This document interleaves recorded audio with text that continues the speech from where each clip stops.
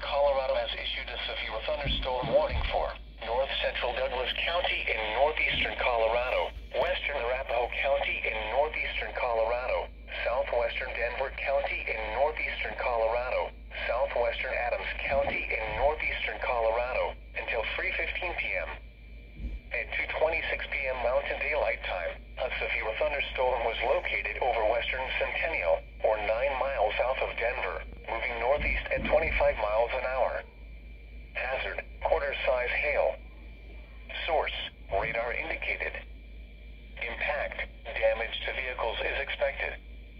Locations impacted include Denver, Aurora, Centennial, Highlands Ranch, Littleton, Englewood, Greenwood Village, Lone Tree, Sheridan, Buckley SFB, and Arapahoe Park.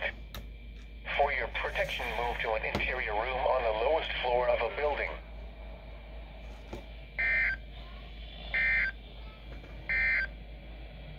This is NOAA All Hazards Radio.